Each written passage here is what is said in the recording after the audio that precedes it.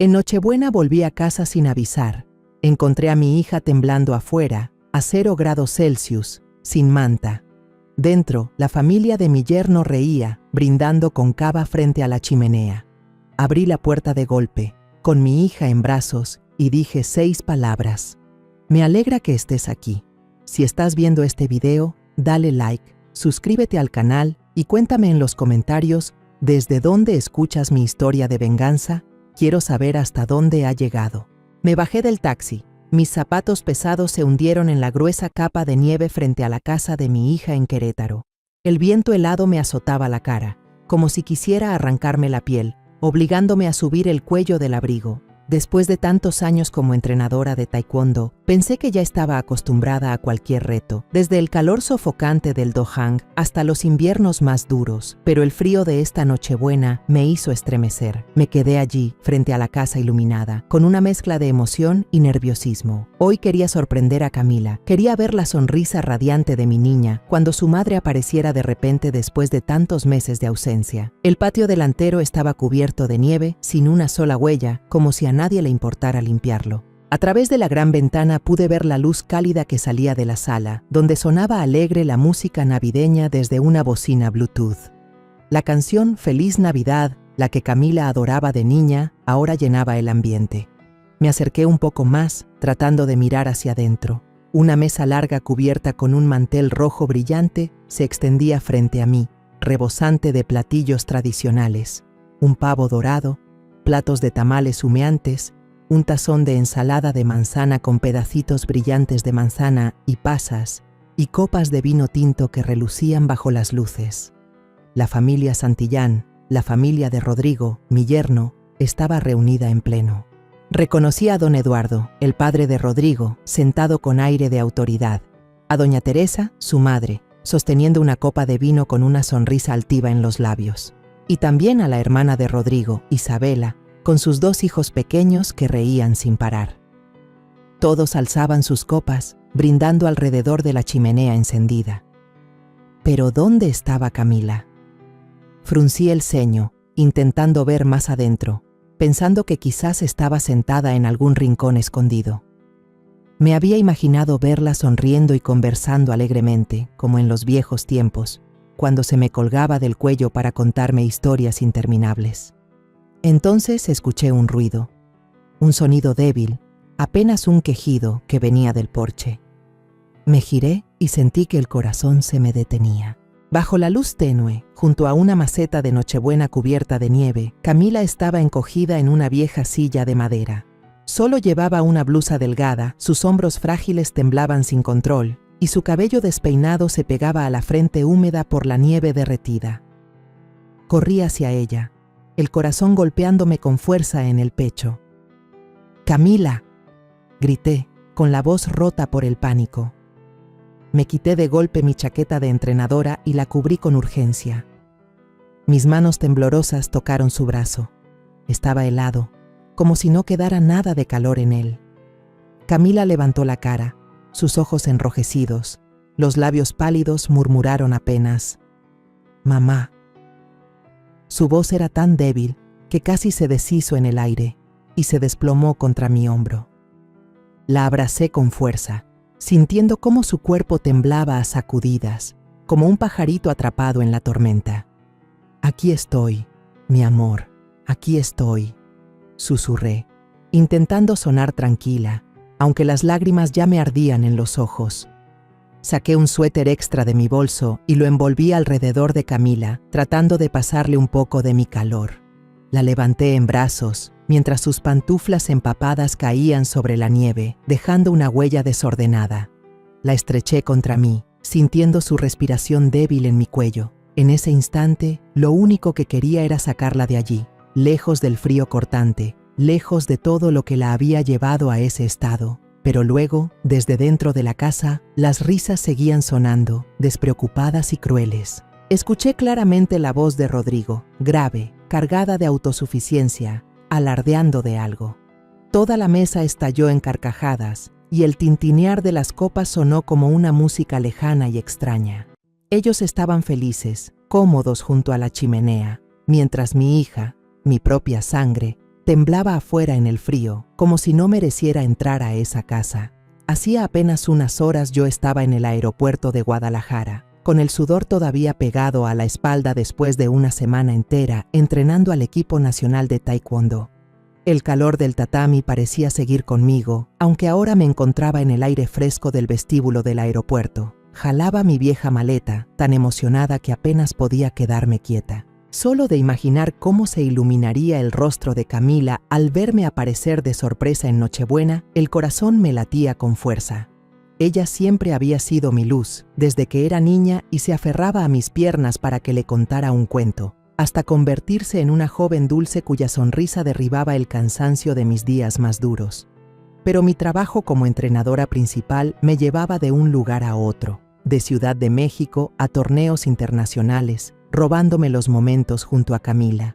Cada vez que me alejaba, me repetía, solo un torneo más y después estaré con ella. Y ahora estaba aquí, lista para una Navidad de reencuentro que estaba segura la haría feliz. Me senté en la sala de espera para el vuelo a Querétaro y saqué el teléfono para llamar a Camila. Quería avisarle, escuchar su voz y asegurarme de que estaba en casa. El timbre sonó largo, cada tut-tut tensaba mis nervios. Nadie contestó.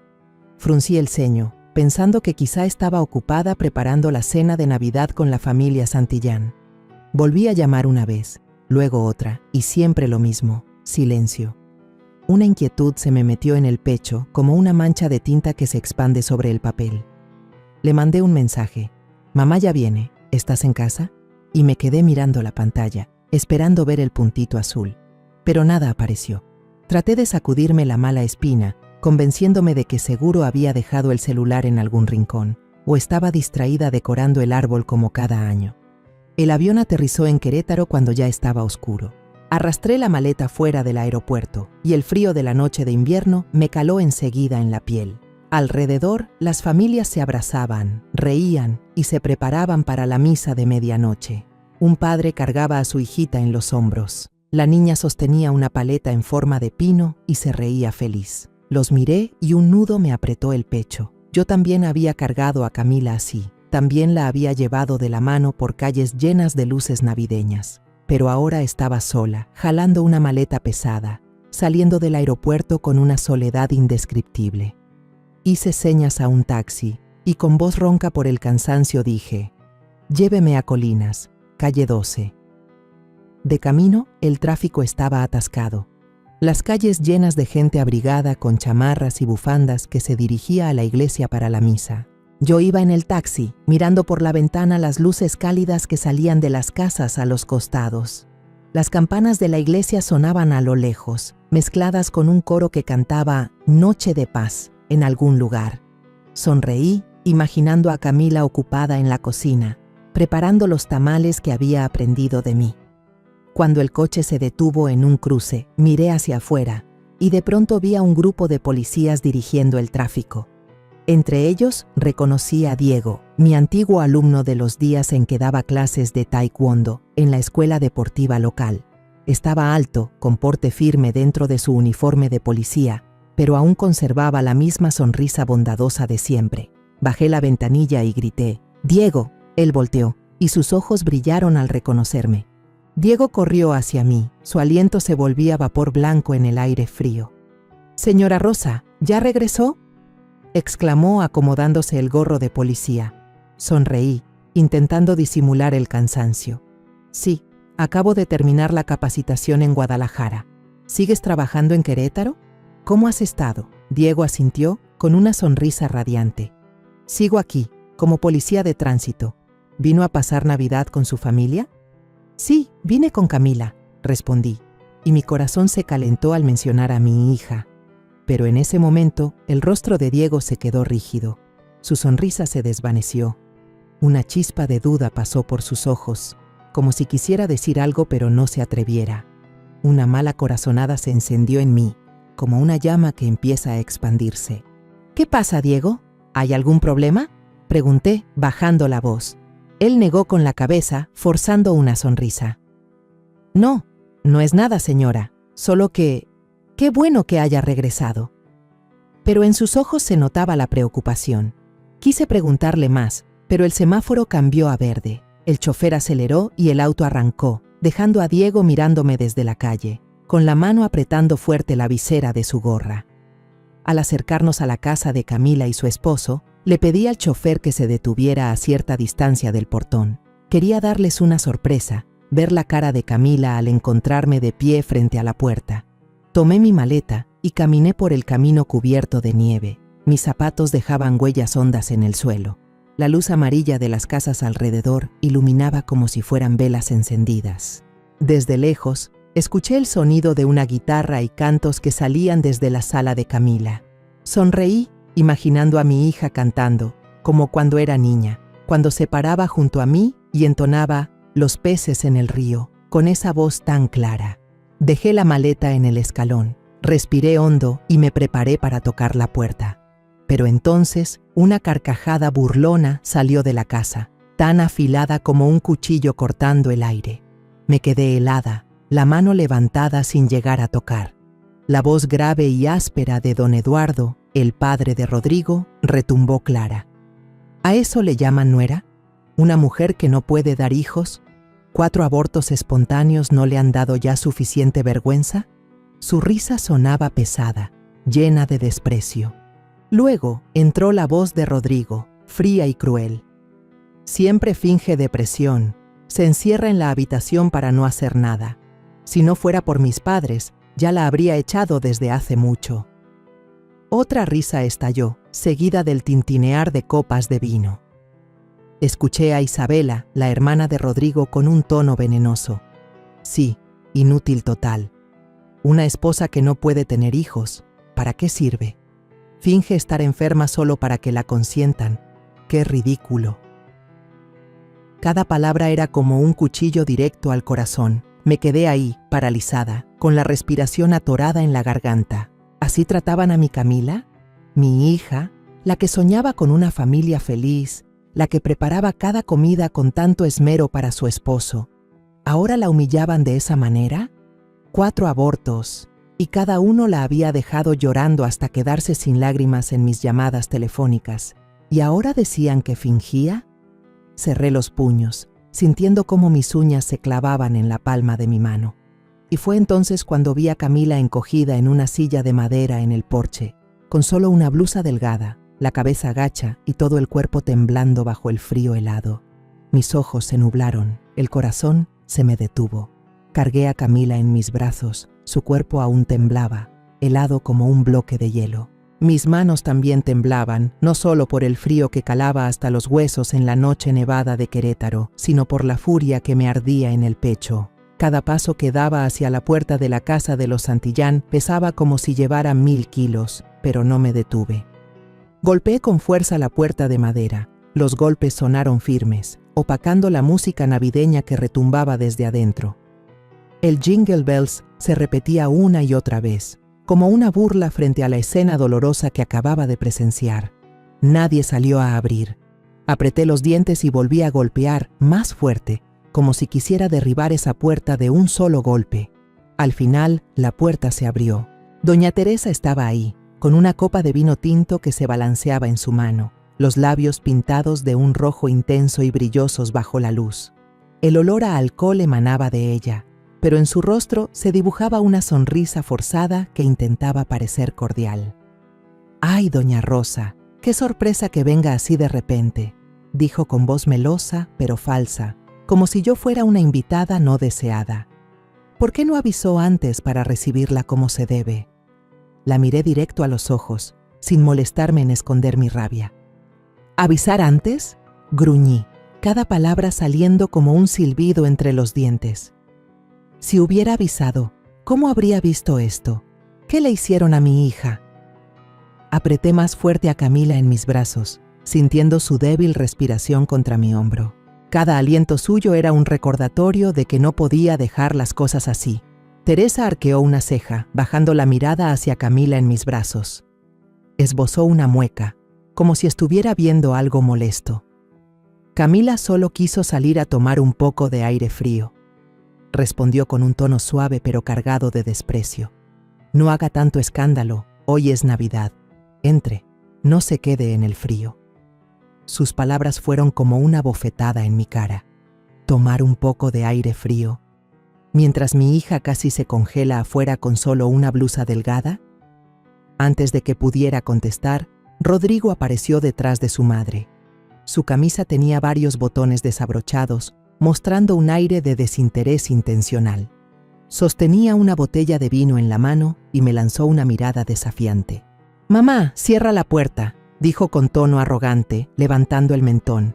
«Déjala afuera para que se le pase. ¿Quién viene a la cena de Navidad haciéndose la frágil para zafarse de ayudar?» Soltó una risita burlona, como si hubiera dicho algo brillante. Esas palabras fueron otro cuchillo, no solo en mi corazón, sino clavado directo en Camila. Sentí cómo su cuerpo se encogía un poco más entre mis brazos, como queriendo desaparecer. Desde la mesa, la voz de Isabela resonó, ácida y venenosa. «Eso, una mujer que ni siquiera pudo cumplir con parir bien, ¿qué valor puede tener? Eres una inútil». Su risa sonó filosa como una navaja, mezclándose con los murmullos de los demás alrededor de la mesa. Escuché a los dos hijos de Isabela, primos de Camila, salir corriendo al porche, curiosos de asomarse. Miraron a Camila en mis brazos y luego se echaron a reír, susurrándose entre ellos. «La tía Camila está castigada». Sus vocecitas infantiles eran inocentes, pero esas palabras me quemaron como sal en una herida abierta. La sangre me subió a la cara. Embestí con fuerza mi hombro contra la puerta y luego le di una patada más. La puerta se abrió de golpe, chocó contra la pared y el estruendo hizo que toda la sala quedara en silencio. El vino en la copa de Teresa se agitó y se derramó, dejando manchas rojas sobre la alfombra costosa. La música navideña se detuvo de repente, como si alguien hubiera apagado las bocinas. El aire en la sala se volvió pesado, sofocante, como si todo el oxígeno hubiera sido absorbido. Entré al centro de la sala, aún cargando a Camila en mis brazos. Cada paso que daba dejaba un rastro de nieve derretida en el piso de madera, como huellas de una rabia imposible de borrar. Todas las miradas se clavaron en mí. Don Eduardo con el rostro frío, Teresa ya sin la sonrisa forzada, Isabela con los ojos llenos de desprecio y el resto de los familiares mezclando sorpresa con molestia. Sentía la hostilidad en cada mirada, pero no me importaba. Con cuidado acomodé a Camila en el sofá y coloqué mi bufanda sobre sus hombros. Sus manos seguían heladas, temblando, como si el frío de la nieve aún la envolviera.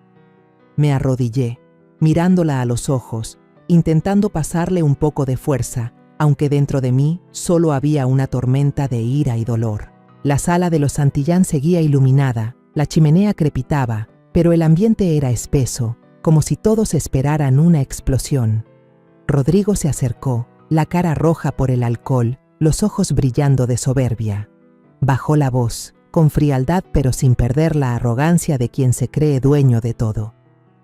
«Usted no tiene derecho a armar un escándalo en mi casa, Rosa». Recalcó las palabras «mi casa», como si quisiera recordarme que yo era una extraña, que no pertenecía allí. Se irguió, con una mano en la cadera y la camisa entreabierta en gesto de desprecio, pero en sus ojos alcancé a ver un destello de inseguridad. Sabía que yo no era alguien fácil de someter. Me puse de pie de golpe, lo señalé directo a la cara y mi voz tembló de furia. ¿Que no tengo derecho? ¿Y tú?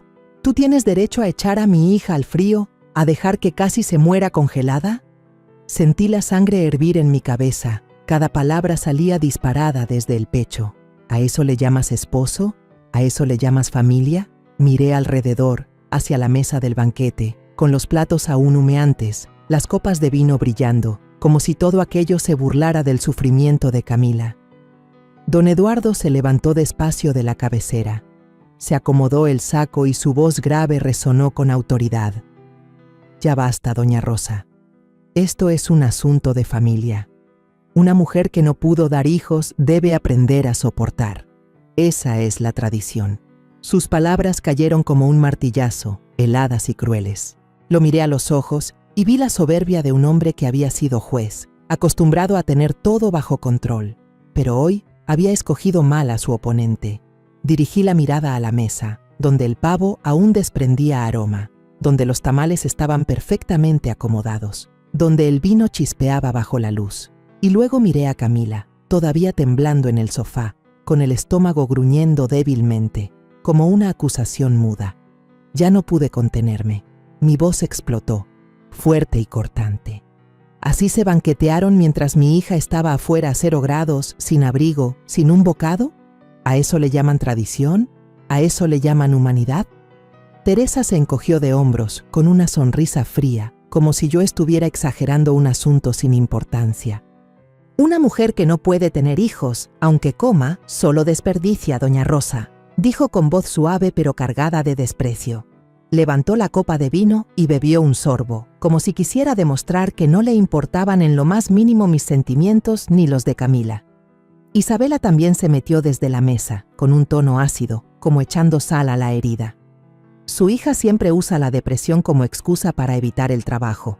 ¿En todo este año alguna vez preparó una comida decente para la familia? Solo sabe tirarse en la cama, quejarse y fastidiar a todos. Movió la cabeza, con una mirada llena de burla, como si Camila fuera una carga que toda la familia Santillán debía soportar. Los murmullos de los parientes alrededor de la mesa fueron aumentando. Algunos movieron la cabeza, otros rieron con sorna, como si apoyaran aquellas palabras venenosas. Yo escuchaba cada sonido, cada mirada de reojo, y cada una me atravesaba el pecho como una puñalada más. Quise volcar toda esa mesa lujosa para exigir justicia por mi hija, pero entonces una voz débil se escuchó desde el sofá. Camila, mi niña, había despertado, intentaba incorporarse, con las manos temblorosas aferradas al borde del sillón. «He intentado», balbuceó, la voz quebrada, a punto de desvanecerse. «Estoy tan cansada. Nadie me entiende». Pero sus palabras fueron aplastadas de inmediato por el grito de Rodrigo. «¡Ya basta! ¡Cállate! Ya me has avergonzado lo suficiente». Avanzó hacia Camila con la mirada helada, como queriendo destrozar la poca fuerza que le quedaba. Vi cómo los hombros de Camila se encogían, sus ojos rojos llenos de lágrimas, y sentí que el corazón se me oprimía. Di un paso al frente, poniéndome delante de ella, dispuesta a hacer lo que fuera para protegerla. En mi mente se agolparon los recuerdos de Camila como una avalancha. Recordé aquellos días en que me llamaba llorando desconsolada por teléfono cada vez que perdía un hijo. El primero, el segundo, el tercero y el cuarto.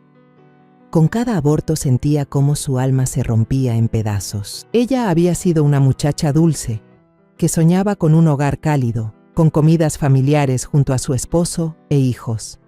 Pero el dolor, una y otra vez, la había empujado al abismo de la depresión. Yo había intentado estar a su lado, aunque fuera a través de llamadas a distancia, pero jamás imaginé que la familia Santillán, aquellos en quienes confié, tratarían a mi hija de esa manera. Rodrigo, mi yerno, a quien alguna vez consideré un hombre decente, ahora mostraba su verdadero rostro. Un verdugo invisible que expulsaba a mi hija al frío, tratándola como basura. Estaba a punto de enloquecer de rabia. A través del ventanal, alcancé a ver a Diego parado en silencio en la terraza. Tal vez venía de dar una vuelta por el vecindario, y su mirada dura, el puño cerrado, mostraban que había escuchado y presenciado toda esta crueldad. Le hice un leve gesto con la cabeza, una señal para que no interviniera en ese momento. Pero dentro de mí, su presencia era un rayo de esperanza. Yo sabía que no estaba sola, tenía un testigo, alguien que conocía la verdad. Rodrigo dio un paso más, levantando la mano y señalándome directamente, ya sin la máscara de cortesía. «Se lo advierto, esta es mi casa. No se meta, si no quiere que las cosas se pongan peor». Esbozó una mueca, convencido de que yo me doblegaría ante el poder de la familia Santillán. Pero estaba equivocado. Apreté los puños, escuchando cómo crujían mis nudillos, sintiendo que toda la furia acumulada en mi vida estallaba en ese instante. El aire en la sala era tan denso que parecía que una chispa bastaría para hacerlo estallar todo. Miré directo a los ojos de Rodrigo. Mi voz bajó, pero cada palabra fue tan filosa como un cuchillo. ¿Crees que puedes amenazarme? ¿Crees que puedes seguir lastimando a mi hija sin pagar el precio? Te equivocas, Rodrigo. No voy a dejar esto así. Me giré hacia toda la familia Santillán. desde don Eduardo con su cara fría, hasta Teresa con su sonrisa apenas marcada, y luego Isabela con esa mirada de desprecio. Todos ustedes, dije, mi voz resonando en la sala en silencio, van a pagar por lo que le hicieron a Camila. La sala de los Santillán quedó sumida en un silencio aterrador, como si el aire se hubiera escapado y solo quedara una tensión espesa, lista para estallar en cualquier momento. Puse mi mano sobre el hombro de Camila, sentí sus hombros frágiles bajo la bufanda, y mi voz salió firme, sin titubeo alguno. Esto ya no es un asunto privado, esto es violencia familiar. Mi voz cayó como una piedra en un lago tranquilo, sacudiendo a todos en la habitación. Teresa, todavía con la copa de vino en la mano, soltó una risa burlona, agitando la copa como si disfrutara de un chiste. ¿Violencia?, dijo, con tono sarcástico y una mirada llena de arrogancia. Solo la estamos educando, Rosa. Una esposa debe saber cuál es su lugar. Deberías agradecernos por haberla aguantado tanto tiempo. Rodrigo dio un paso más cerca, sus ojos rojos por el alcohol y la rabia. Escupió las palabras con un tono duro, como si masticara cada una antes de soltarla. Ella finge depresión, finge dolor para no hacer nada. Nadie la golpea, solo estamos hartos de su inutilidad. Se detuvo, me miró fijo y esbozó una sonrisa torcida. Enséñale de nuevo a tu hija, Rosa. Nadie pierde embarazos 4 veces seguidas. A lo mejor fue a propósito. Esas palabras fueron como una cuchilla afilada. No solo atravesaron mi corazón, también desgarraron las heridas que Camila nunca pudo cerrar. Escuché cómo su respiración se cortaba, como si le hubieran dado un golpe en el pecho. 4 abortos espontáneos, 4 veces que me llamó llorando, con la voz rota, diciéndome que había perdido a los hijos que jamás pudo cargar en brazos. Cada vez yo solo podía abrazar el teléfono, impotente desde lejos, intentando consolarla con palabras vacías. Y ahora, ¿Rodrigo se atrevía a pararse frente a mí y decir que ella lo había hecho a propósito? Cerré el puño con fuerza.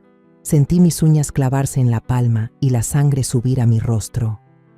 Había cruzado el límite. Sin poder soportarlo más, saqué el teléfono del bolsillo del abrigo. La mano me temblaba, pero marqué rápido el número de la comisaría más cercana. Voy a llamar a la policía, dije, con la voz fría como el hielo, aunque por dentro era un huracán. La denuncia será presentada. Ustedes van a pagar ante la ley.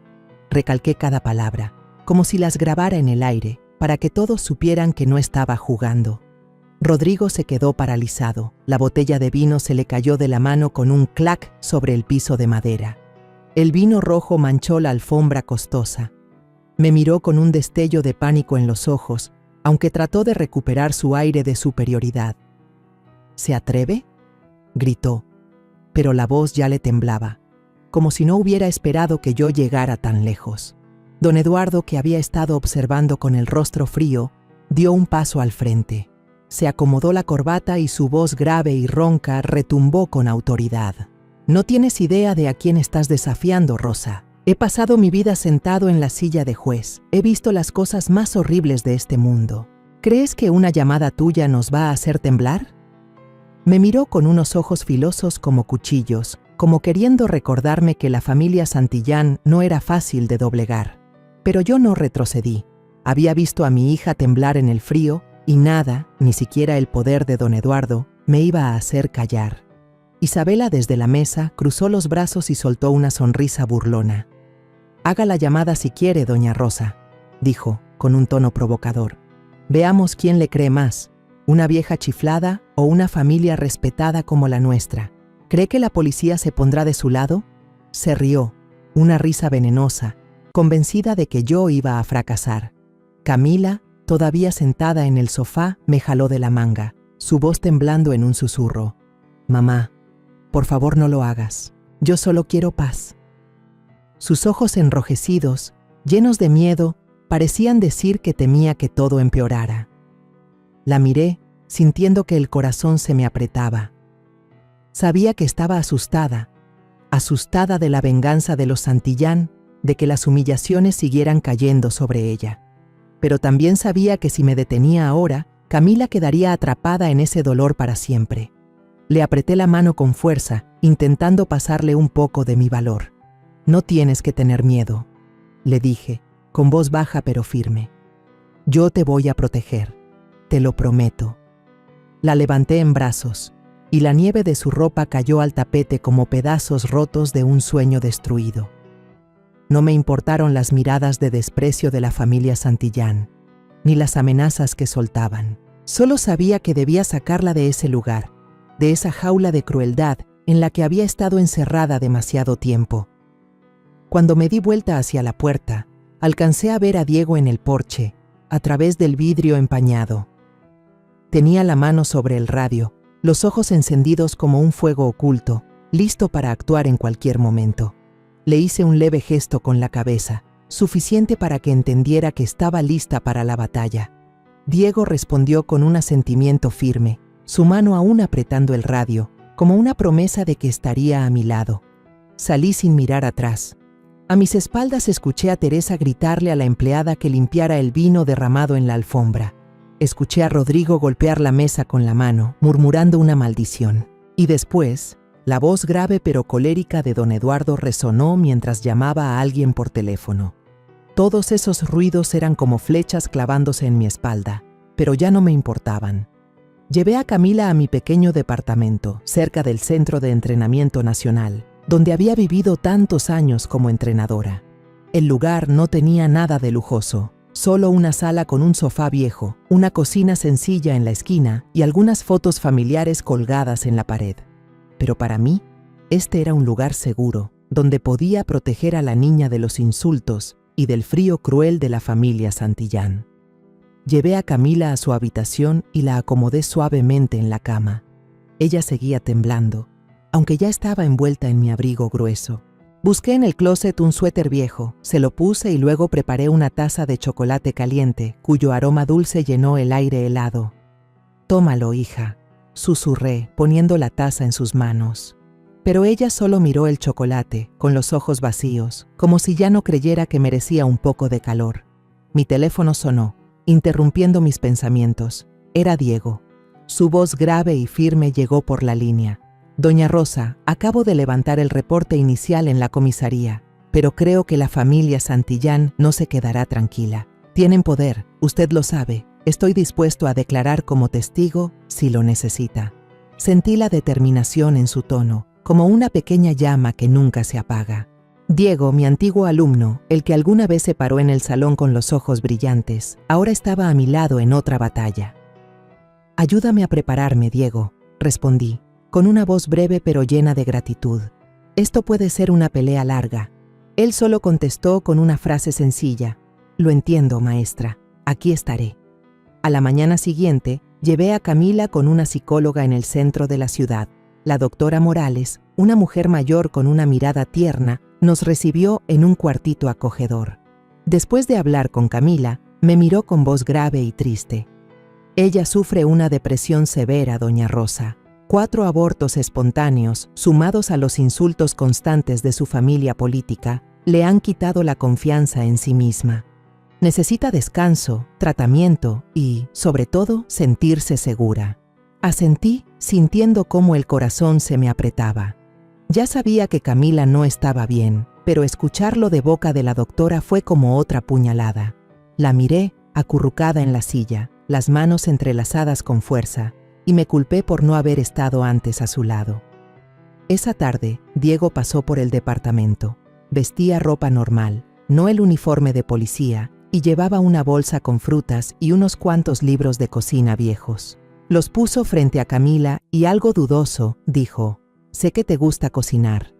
Pensé que si empiezas de nuevo con cosas pequeñas, como un flan o una sopa de fideo, te sentirías mejor». Su voz era suave, pero noté la preocupación en sus ojos. Camila bajó la cabeza, agarrando el borde de su blusa, y murmuró: «Gracias, pero ya no creo que pueda hacer nada». Sus palabras me atravesaron como una aguja en el pecho. Diego se entristeció un instante, pero no la presionó, solo asintió en silencio. Dejó la bolsa de frutas sobre la mesa y se volvió hacia mí. «Doña Rosa, lo que necesite, dígamelo. Yo la ayudo». Por la noche, cuando Camila ya dormía, me senté en la mesa de la cocina, bajo la luz tenue que caía sobre un montón de papeles. Escuché un ruido afuera y luego vi un sobre grueso deslizarse por debajo de la puerta, silencioso como una amenaza muda. Lo abrí.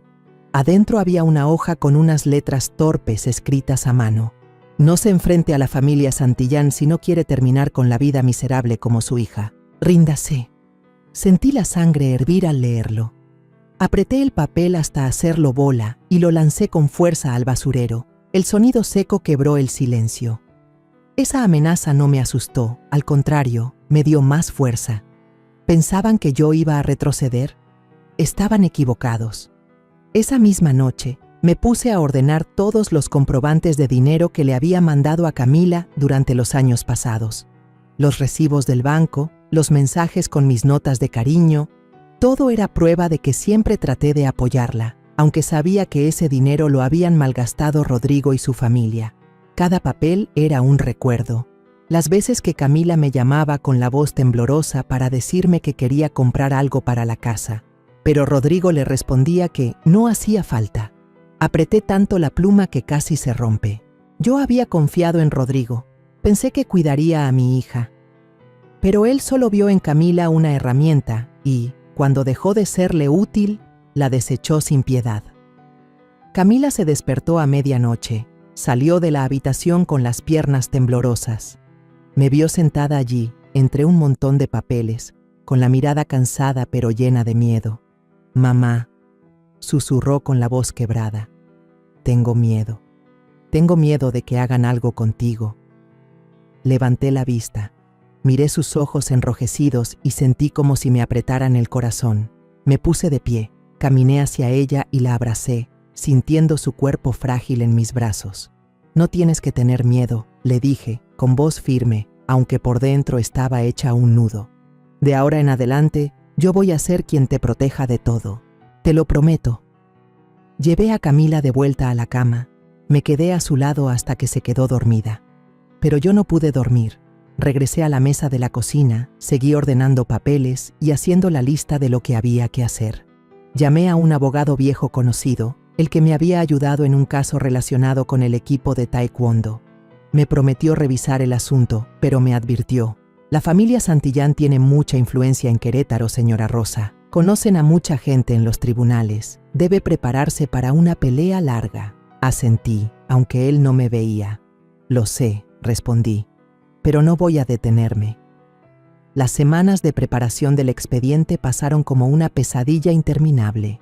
Cada noche, bajo la luz tenue de la lámpara en el pequeño departamento, revisaba hoja tras hoja, volvía a leer cada comprobante de depósito, cada informe médico de Camila. Esos números y letras frías eran prueba del amor que sentía por mi hija, pero también un recordatorio doloroso de todo lo que había sufrido.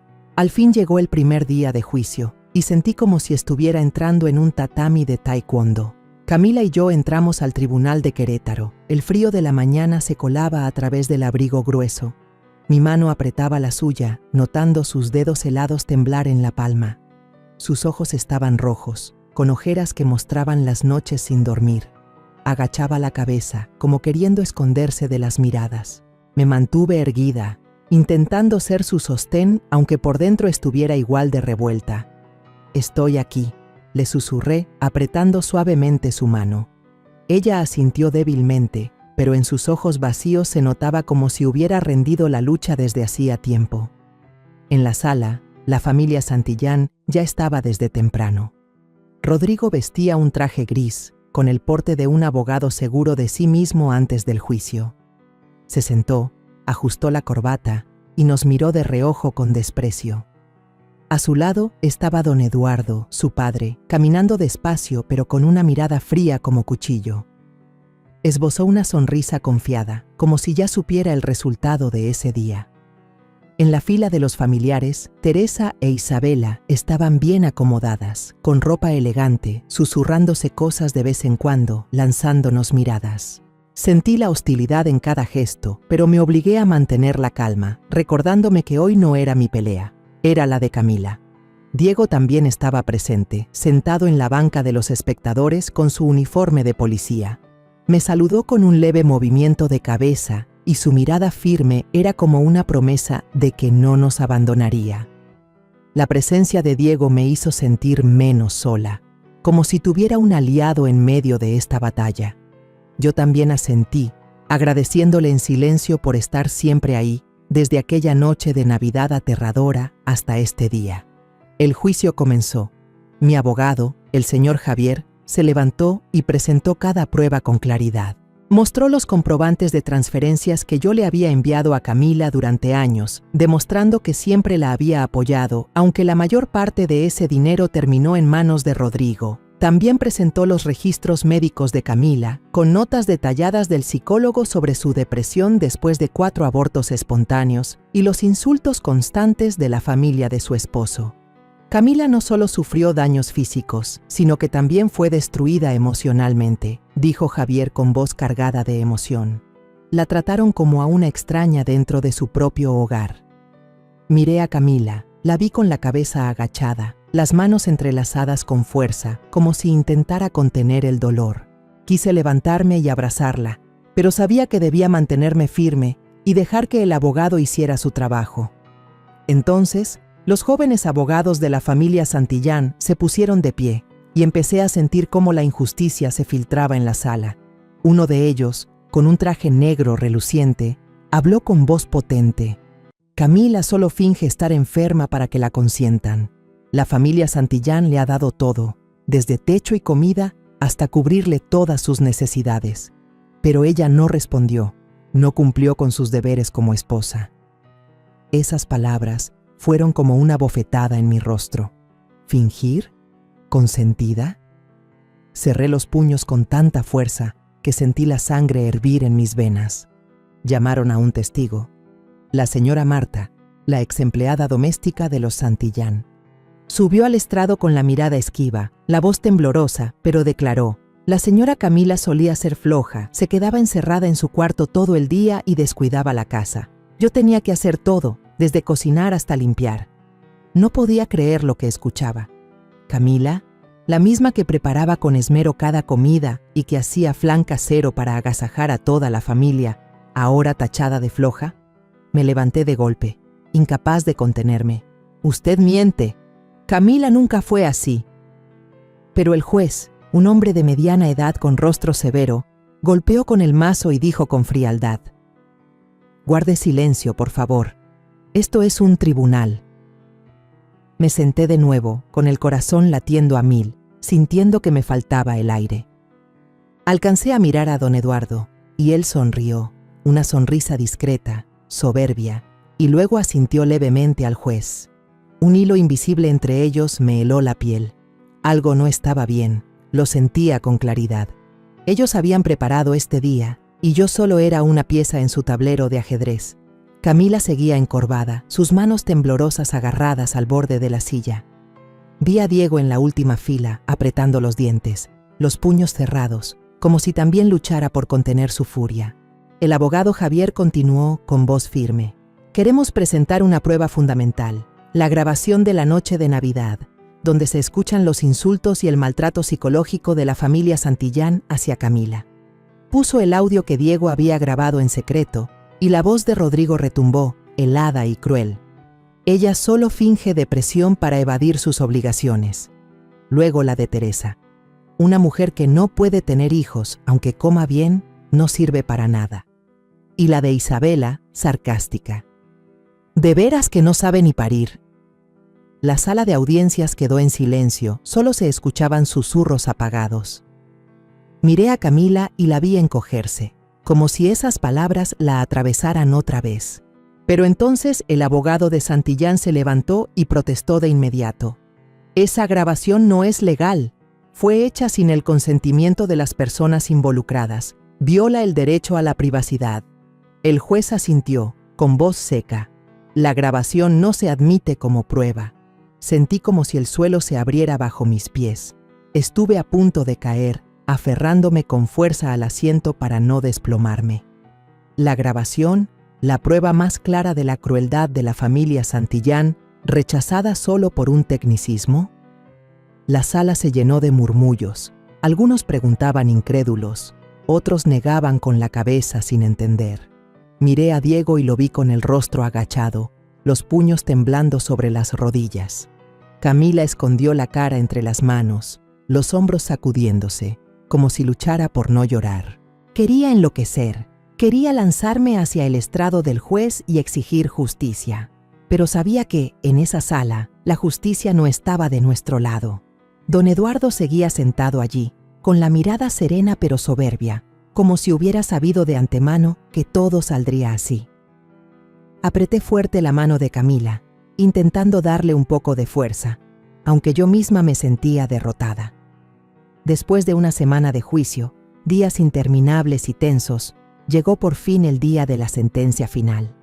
Estaba sentada en la sala del Tribunal de Querétaro, con la mano de Camila entre las mías, sintiendo sus dedos fríos y temblorosos. Toda la semana había intentado mantenerme firme, pero cada noche, al volver al pequeño departamento, sentía el corazón oprimido por la angustia y la impotencia. Camila estaba a mi lado, con los ojos enrojecidos por tantas noches sin dormir, el rostro pálido, como si le hubieran arrancado la vida. Le apreté la mano con fuerza, intentando transmitirle algo de valor, aunque yo también estaba temblando. Frente a nosotras, Rodrigo entró en la sala con paso altivo, acomodándose la corbata como si este fuera solo un día cualquiera en su vida. Teresa, su madre, alisó su vestido y se sentó erguida, los labios pintados de rojo oscuro dibujando una sonrisa confiada, como si ya supiera el resultado. Isabela, a su lado, con un atuendo llamativo, nos miró con desprecio. Don Eduardo, imponente, se colocó detrás de Rodrigo, con la mirada dura, como recordándonos que la familia Santillán siempre tenía todo bajo control. Diego estaba en la banca de los observadores, aún con su uniforme de policía. Sus ojos eran firmes, pero no podían ocultar la preocupación. Asintió levemente hacia mí, como una promesa silenciosa de que estaría allí, pasara lo que pasara. Le respondí con una mirada agradecida, consciente del alivio que me daba su presencia. Pero cuando el juez, un hombre de mediana edad con el rostro inexpresivo, entró en la sala, sentí un escalofrío recorrerme la espalda. El ambiente se volvió pesado, como si todos aguardaran un veredicto inevitable. El juez habló, con voz seca y firme. El tribunal acepta la solicitud de divorcio de la demandante Camila Herrera Vargas y del demandado Rodrigo Santillán. Esas palabras fueron como un rayo de esperanza en mi interior. Camila rompió en llanto, lágrimas silenciosas corriendo por sus mejillas. Le apreté la mano, indicándole que se calmara y siguiera escuchando. El divorcio era lo que yo quería para Camila, que pudiera escapar de la jaula cruel de los Santillán. Pero sabía que esa sentencia no era el final. El juez continuó, su voz monótona como si estuviera leyendo un informe. Sin embargo, el tribunal no reconoce las acusaciones de violencia doméstica por falta de pruebas legales. En cuanto a los bienes, debido a que Rodrigo Santillán tuvo mayor aporte en el mantenimiento del matrimonio, el tribunal decide que la mayor parte de los bienes comunes le pertenecerán a él. Esas palabras fueron como un martillazo directo en mi pecho. Me quedé helada, la respiración atascada en mi garganta. ¿No reconocer la violencia doméstica? ¿Falta de pruebas? Recordé la grabación de la Nochebuena, las palabras crueles de Rodrigo, Teresa e Isabela, pero fue desechada solo por un tecnicismo. Recordé los expedientes médicos de Camila, los recibos de transferencias. Todo lo torció el equipo de abogados de Santillán, convirtiéndolo en pruebas en nuestra contra. Y entonces lo entendí. Don Eduardo, con su pasado como juez, con sus conexiones profundas en el sistema judicial. Lo miré y vi cómo inclinaba levemente la cabeza, con esa sonrisa autosatisfecha todavía en los labios. Todo estaba arreglado. Ellos manipularon la sentencia y nosotras, yo y Camila, no éramos más que peones en su juego. No pude contenerme más. Me puse de pie de golpe, mi voz salió quebrada por la rabia y el dolor. Son demasiado injustos, esto no es justicia. Mi grito retumbó en la sala, dejando todo en silencio. Camila me tomó la mano, los ojos llenos de pánico, pero yo no me detuve. Ustedes vieron cómo trataron a mi hija. Ustedes escucharon lo que tuvo que soportar. Y aún así, ¿se atreven a decir que no hubo violencia? ¿Se atreven a arrebatarle todo? Un guardia se acercó, su voz firme. Señora, por favor siéntese, de lo contrario tendré que pedirle que salga. Lo miré, luego miré al juez, pero él solo permanecía allí, con el rostro inexpresivo, como si mis palabras no tuvieran peso alguno. Me senté, con las manos temblando, sintiendo que el mundo entero se me desmoronaba bajo los pies. Rodrigo se giró, me miró directo y me dedicó una sonrisa burlona. Ajustó su corbata, como si acabara de ganar una gran victoria. Teresa e Isabela se dieron un codazo, riéndose por lo bajo, asegurándose de que yo lo escuchara. Esa risa era como un cuchillo, clavándose hondo en mi corazón. Don Eduardo asintió despacio, su mirada tranquila, como si este caso no fuera más que uno de tantos en los que había metido las manos. Los miré a todos, uno por uno, sintiendo la sangre hervir en mis venas. No solo le habían robado la justicia a Camila, también me estaban robando la fe en el sistema que yo alguna vez creí justo. Camila se cubrió el rostro con las manos, todo su cuerpo temblaba. Sus sollozos apagados me partían el alma. Quise abrazarla, decirle que todo estaría bien, pero no pude pronunciar palabra alguna. Las frases del juez seguían resonando en mi cabeza, como una condena no solo para Camila, sino también para mí. Diego, sentado en las últimas filas, se levantó de golpe, con la mirada fija en la familia Santillán. Vi cómo se le marcaban las venas en los brazos, los puños apretados, como si contuviera una furia a punto de estallar. Le hice una seña para que se calmara, aunque yo misma deseaba gritar, romperlo todo en esa sala. El juez golpeó el mazo, su voz fuerte. La sesión ha terminado. Todos pueden retirarse. El sonido del mazo cayó como un punto final, pero para mí era apenas el inicio de un nuevo dolor. La gente comenzó a levantarse, se oían conversaciones, papeles que se movían, pero yo permanecí allí, abrazando fuerte a Camila. Sus hombros temblaban con cada sollozo, y ese llanto me destrozaba por dentro. Quise decirle algo para consolarla, pero la garganta se me cerró, como si cualquier palabra fuera inútil frente a este dolor. La sentencia injusta no solo le arrebató los bienes a Camila, también me quitó la última pizca de fe en el sistema que yo creí que la protegería. Rodrigo caminó despacio hacia mí, con el porte altanero de alguien que acaba de lograr una gran victoria. Se inclinó cerca de mi oído, con un susurro lleno de burla. ¿Lo ve, Rosa? Ya se lo dije, no intente resistirse a mí. Usted no es más que una vieja inútil. Soltó una sonrisa torcida, con los ojos brillando de triunfo, y luego se dio la vuelta para irse, como si Camila y yo no valiéramos ni un poco de su atención. Esas palabras fueron como gasolina sobre el fuego de la rabia que ardía dentro de mí. La sangre se me subió a la cabeza. Cerré el puño con tanta fuerza que se me marcaron las venas, el cuerpo entero tenso como un arco listo para soltar. Quería lanzarme. Quería estamparle un golpe directo en esa cara arrogante, devolverle todo lo que le había hecho a mi hija. Después de tantos años como entrenadora de taekwondo, había aprendido a contenerme, pero en ese instante sentí que todas mis barreras se rompían.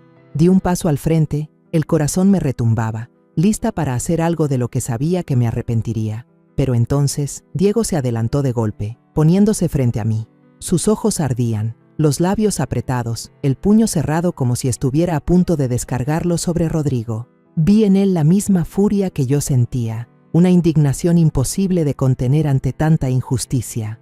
La sala del tribunal se agitó de repente. Las voces comenzaron a sonar. «Se van a pelear», un policía golpeando en plena corte. Algunos sacaron sus celulares. Destellos de cámaras iluminaron el momento, grabando la tensión. Vi a un periodista en la esquina alzar la cámara, con la mirada ansiosa de quien huele un escándalo. Rodrigo se giró. Al ver a Diego se sobresaltó un instante, pero enseguida recuperó su actitud desafiante. Sonrió con frialdad y dijo: «Si te atreves a pegarme, haré que lo pierdas todo. ¿Quién te crees que eres, Un simple policía de cuarta». Dio un paso más, provocándolo, como si estuviera seguro de que Diego no se atrevería a tocarlo. Vi el puño de Diego temblar, su respiración agitada, los ojos enrojecidos. En ese instante supe que podía hacer algo de lo que no habría marcha atrás. De pronto, Camila se soltó de mi brazo. Corrió hacia él y se aferró con fuerza a su brazo, llorando con la voz rota. No, te lo ruego, no lo hagas. No quiero que mamá ni tú se conviertan en alguien violento como él. Solo quiero paz. Solo quiero seguir viviendo. Su grito desgarró el aire, y de golpe la sala entera quedó en silencio. Vi las lágrimas rodar por el rostro de Camila, sus manos delgadas aferradas a Diego como si fuera su último sostén. Diego quedó paralizado, respirando con dificultad, los ojos encendidos que poco a poco se apagaban. Su puño tembló, endurecido unos segundos, y luego se fue aflojando hasta bajar lentamente. Agachó la cabeza, los labios apretados, luchando por contener la rabia que lo consumía. Escuché claramente el clic de las cámaras de los periodistas, los destellos iluminando la escena. Enfocaban a Camila abrazada a Diego y a Rodrigo enfrente con esa sonrisa burlona y soberbia. Algunos en la sala, tal vez ajenos al caso, empezaron a sollozar. Un murmullo de llanto suave se elevó, como si el dolor de Camila les hubiera atravesado. Miré alrededor. Vi a una mujer mayor secándose las lágrimas, a un hombre de mediana edad negar con la cabeza con gesto dolido. Pero la familia Santillán seguía ahí, inmutable.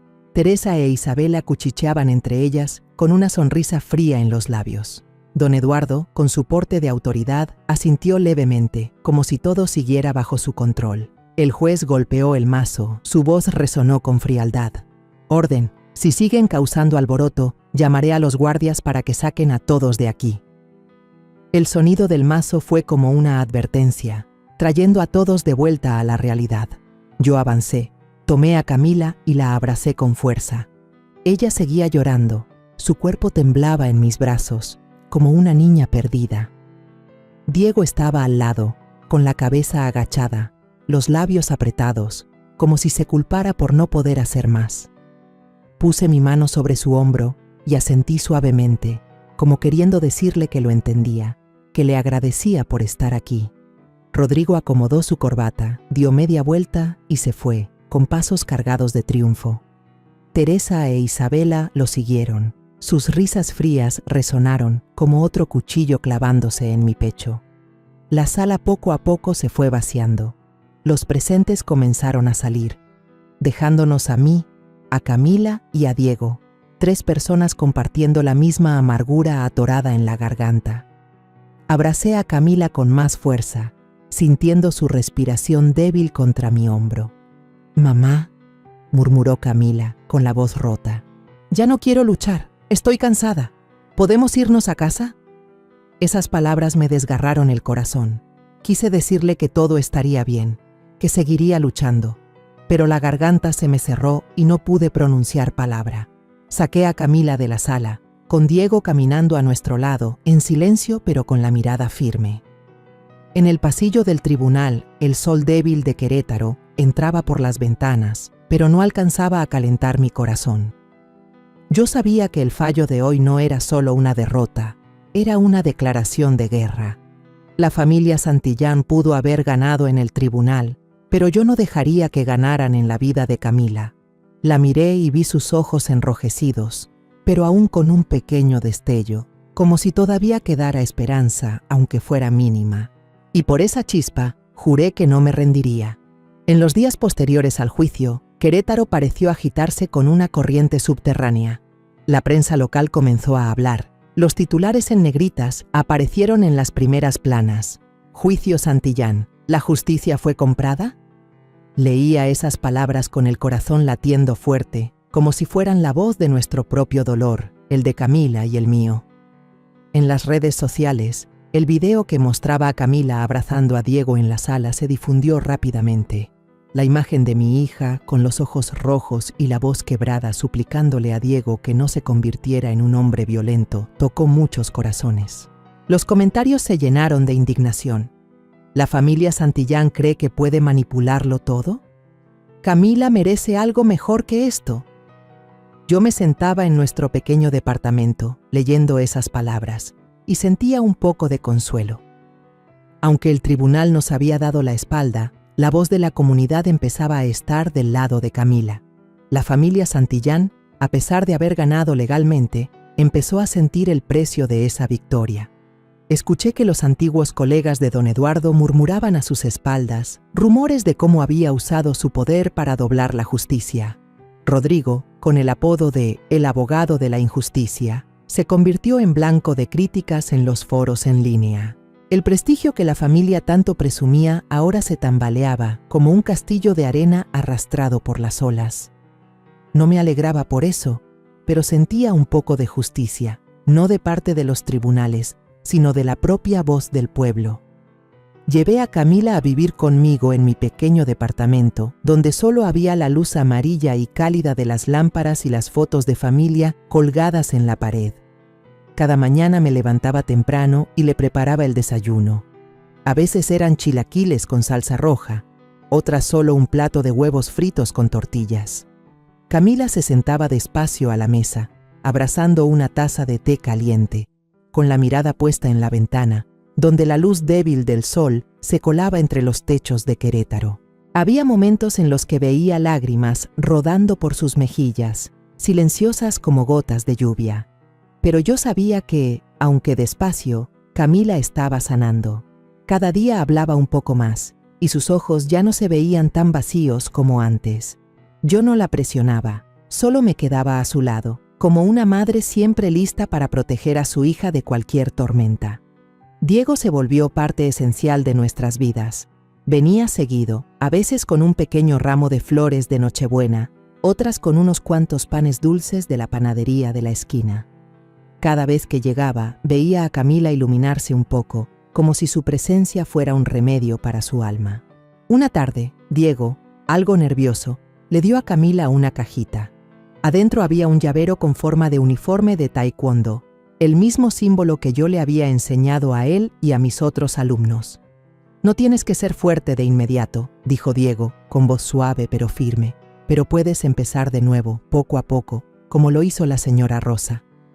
Camila tomó el llavero, se quedó inmóvil, con los ojos brillando de emoción.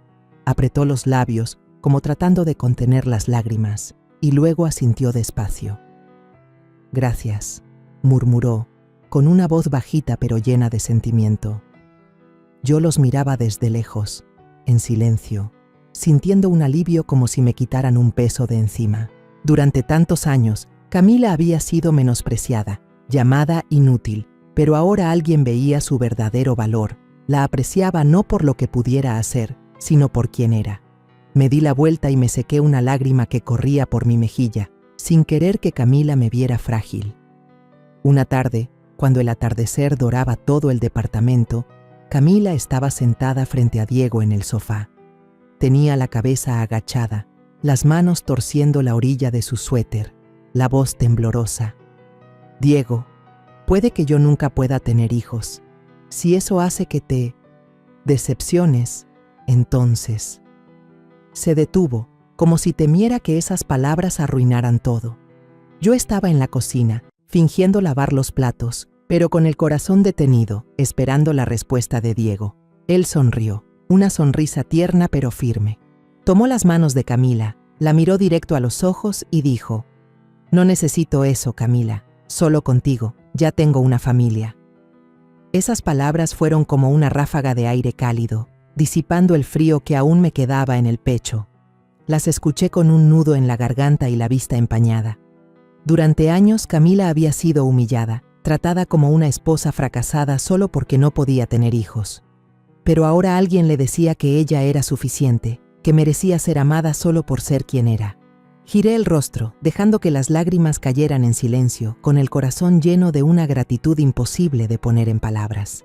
Llegó la Pascua, y llevé a Camila de la mano a caminar por la plaza central de Querétaro, como cuando era niña, cuando me tomaba la mano y saltaba alegremente por las calles iluminadas.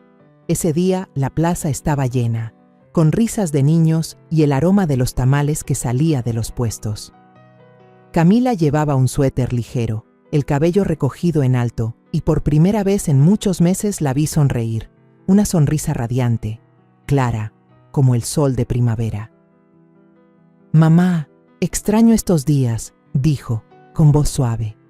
Extraño cuando me enseñabas a hacer flan, cuando me contabas sobre tus combates de taekwondo. Yo sonreí, apretando fuerte su mano. Yo también los extraño, hija, y siempre estaré aquí para crear más recuerdos contigo.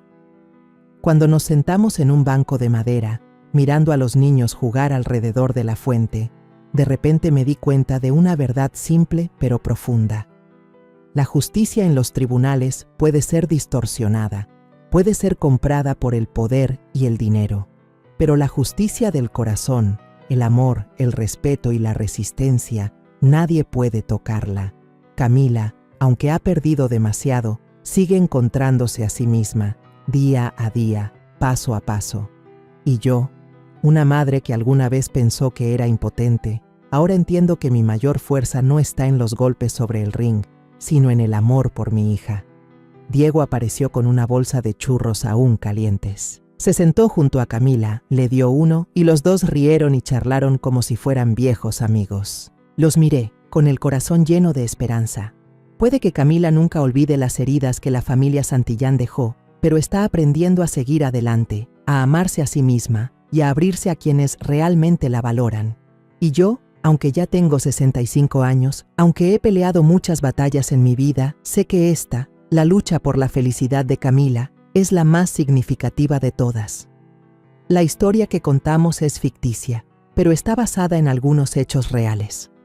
Los nombres y lugares han sido cambiados para proteger la identidad de quienes estuvieron involucrados. No contamos esto para juzgar, sino con la esperanza de que alguien escuche y se detenga a pensar: ¿cuántas madres están sufriendo en silencio dentro de su propia casa? Siento verdadera curiosidad. Si fueras tú, en mi lugar, ¿qué harías? ¿Elegirías callar para mantener la paz o te atreverías a enfrentarlo todo para recuperar tu voz? Quiero saber lo que piensas, porque cada historia es una vela que puede iluminar el camino de alguien más. Dios siempre bendice, y yo creo firmemente que el valor nos lleva a días mejores. Mientras tanto, en la pantalla final te dejo 2 de las historias más queridas del canal. Te aseguro que te sorprenderán. Gracias por haberte quedado hasta aquí.